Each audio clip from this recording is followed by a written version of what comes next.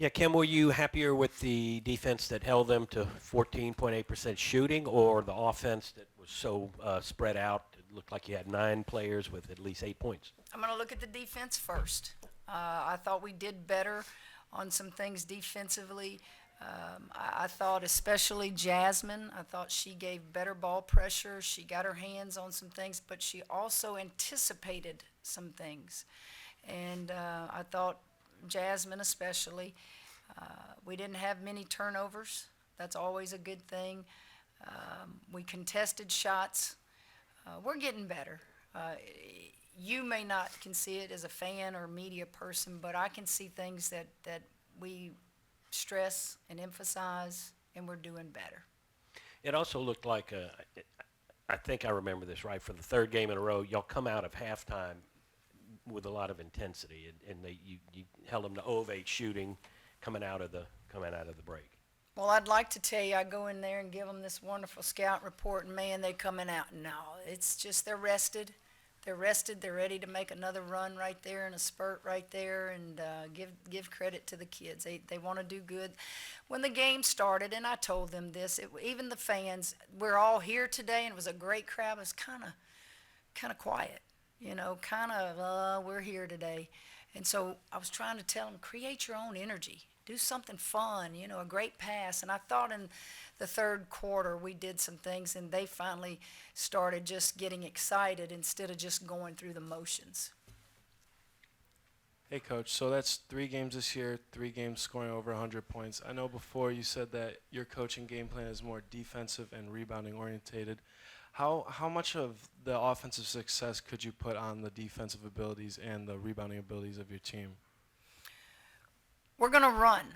When we get a rebound or there's a steal, anytime there's going to be a change of possession, I want to run. I want to run. I want to, get your defense on their heels. I think, as you see, we have a lot of weapons. We have experienced weapons. We have inexperienced weapons. Most every one of these kids have been the best players on their high school teams.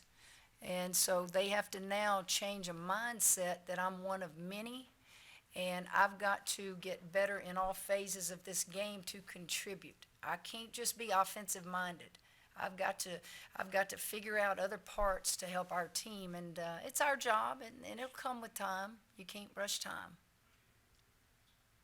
Coach, what were your thoughts on, these past few games you guys have been just shooting an absurd amount of free throws in every game? I mean, what are your thoughts been there? Well, let's be fair. We're not playing in the SEC right now. We understand who our opponent is, and it's not to take anything away from our opponents. We're bigger, we're faster, we're stronger, and you should be shooting those kind of number of free throws against an opponent, the 3 opponents we have played. We all are realists, and we know that that's not going to happen against tougher competition. But as I've told you before, the non-conference schedule was done long before we knew we had Angel Reese and we had all these transfers coming in here. So now you just, as a program, continue to build the non-conference schedule to being better. The good thing about right now is you're building confidence. You're making mistakes in a game that can be corrected when the SEC does roll around. Yeah, this is for both players. Just talk about the competition in practice and how it leads to make you a better player. It looks like y'all are starting to spread out with the scoring. Everybody's able to score and play better as y'all move along. Yeah, it takes time. When I first got here, the hits were, I thought I was strong in high school, but I still had to get stronger in college. But over time, like Coach said, we get better, we stay by day. Well, I came from a JUCO, so it was a lot easier, I guess. But coming here, it's like you get to see like who's tough really and who you can really play against and make you tougher really. Alexis did a really nice job running the show today at the point.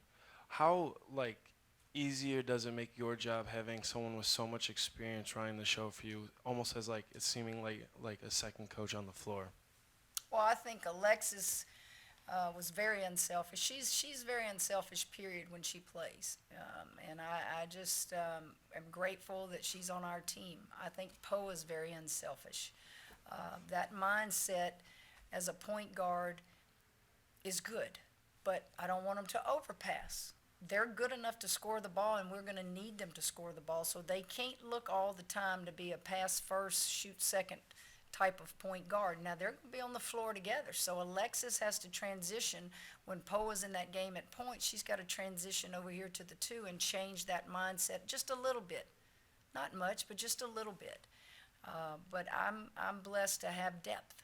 Depth is what we did not have last year, but we have depth this year. Kim, 2 questions. I think it was late in the third quarter. I think there was a stoppage of play, and you guys had a chance to huddle, and it looked like you were really liking what you were seeing out of Flage tonight. Can you just kind of share maybe what you said to her in that particular moment? And then 2, just wondering what you might could share about LaDeja and her. LaDeja woke up, I should have said that at the beginning. LaDeja woke up with flu-like symptoms.